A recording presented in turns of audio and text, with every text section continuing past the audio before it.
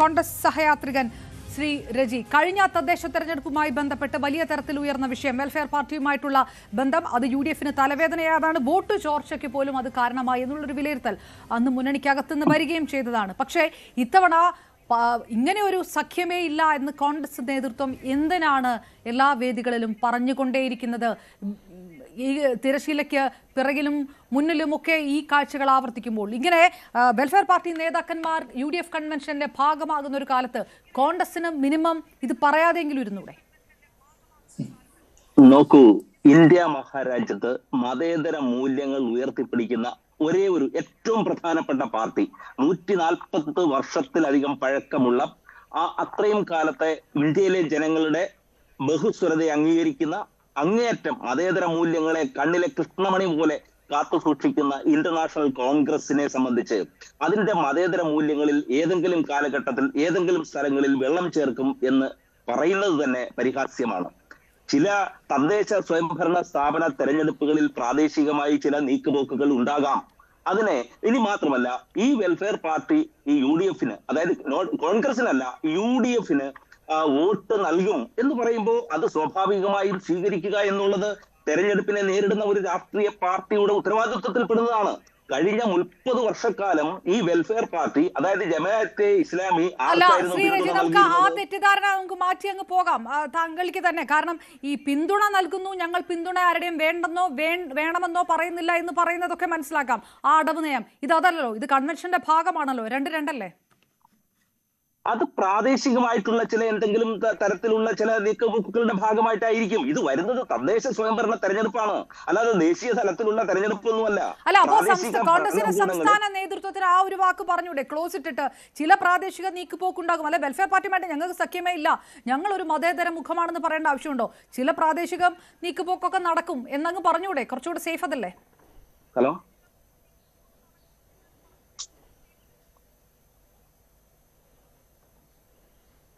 Hello Shri രജിബി, കേൾക്കാമോ? ഞാൻ ചോദിച്ചത് കോൺഗ്രസിന് ഇതങ്ങ് പറഞ്ഞൂടെ? പ്രാദേശിക ചില നീക്കുപോക്കൊക്കെ സ്വാഭാവികമാണ് എന്ന് പറയുന്നതിന് പകരം വലിയ മതേതരമൊക്കെ പറഞ്ഞുകൊണ്ട് ഞങ്ങൾ ഇനി ആ സഖ്യമില്ല എന്ന് പറയേണ്ട ആവശ്യമുണ്ടോ? ആശയക്കുഴപ്പം തീരുമല്ലോ, അണികൾക്കും ആശയക്കുഴപ്പം തീരുമല്ലോ. ഒരു തെരഞ്ഞെടുപ്പ് രംഗത്ത് തെരഞ്ഞെടുപ്പ് പ്രഖ്യാപിക്കുന്ന ഘട്ടത്തിൽ ഏതെങ്കിലും ഒരു സംഘടന അല്ലെങ്കിൽ ഒരു കൂട്ടായ്മ UDFന്റെ ആദർശങ്ങളിൽ വിശ്വസിച്ചുകൊണ്ട് ഞങ്ങൾ നിങ്ങൾക്ക് ഉപാധിരഹിതമായി വോട്ട് നൽകാം എന്ന് പറയുമ്പോൾ ഏതെങ്കിലും ഘട്ടത്തിൽ ഏതെങ്കിലും തെരഞ്ഞെടുപ്പിൽ മത്സരിക്കുന്ന ഏതെങ്കിലും പൊളിറ്റിക്കൽ പാർട്ടിക്ക് അത് ഞങ്ങൾക്ക് തരേണ്ട എന്ന് പറയാൻ കഴിയുമോ? ഇവിടെ ഉപാധിരഹിതമായി UDFന്റെ പ്രാദേശിക തലത്തിൽ വോട്ട് നൽകാം എന്ന് വെൽഫെയർ പാർട്ടി പറയുമ്പോൾ സ്വാഭാവികമായിട്ടും അത് പ്രാദേശിക തലത്തിൽ സ്വീകരിക്കുന്നുണ്ടാവാം എന്ന് കരുതി കോൺഗ്രസിന്റെ ഉന്നതമായ മതേതര മൂല്യങ്ങളിൽ അണുകിട വ്യതിചലിച്ചുകൊണ്ടാണോ ഇത്? കഴിഞ്ഞ 30 വർഷം CPMനോടൊപ്പം ഈ പാർട്ടി നിന്നപ്പോൾ ഇത്തരത്തിലുള്ള ചർച്ചകൾ ഉണ്ടായില്ലല്ലോ. എന്നുമൂലാണ് 96 മുതൽ 96, 2004, 2009 ലോക്സഭാ ഇലക്ഷനിൽ വെൽഫെയർ പാർട്ടി ആരോടൊപ്പമായിരുന്നു? ഇടതുപക്ഷത്തിനൊപ്പമായിരുന്നു. 2006ലും 2011ലെയും തെരഞ്ഞെടുപ്പിൽ ഇവർ ആരോടൊപ്പമായിരുന്നു? LDFനൊപ്പമായിരുന്നില്ലേ?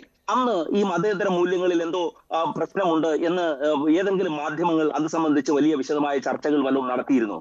ഇവിടെ കോൺഗ്രസിനെ സംബന്ധിച്ച് കോൺഗ്രസിന്റെ മതേതര മൂല്യങ്ങളെ കുറിച്ച് ആർക്കെങ്കിലും ഈ ഇന്ത്യ മഹാരാജ്യത്ത് ഒരു കുട്ടിക്കെങ്കിലും ആശങ്ക ഉണ്ടാകും എന്ന് കരുതാൻ നമുക്ക് കഴിയുമോ? അല്ല, അപ്പോ ശ്രീ രജി, സമസ്തയ്ക്ക് അത് മനസ്സിലാകുന്നില്ല അല്ലേ?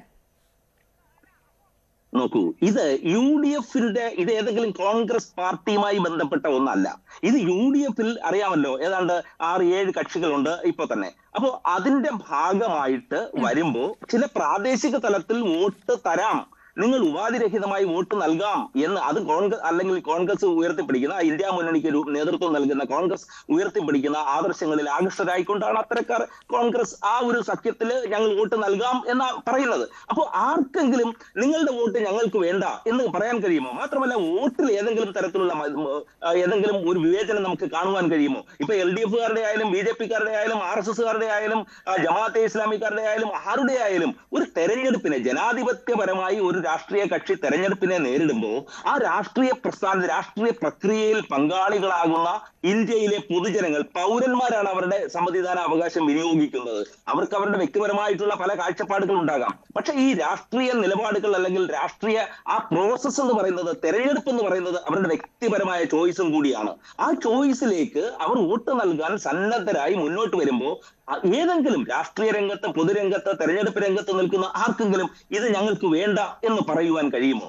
അതാണ് എന്റെ ചോദ്യം. ശരി, ഞാൻ തിരികെത്താം. Doctor B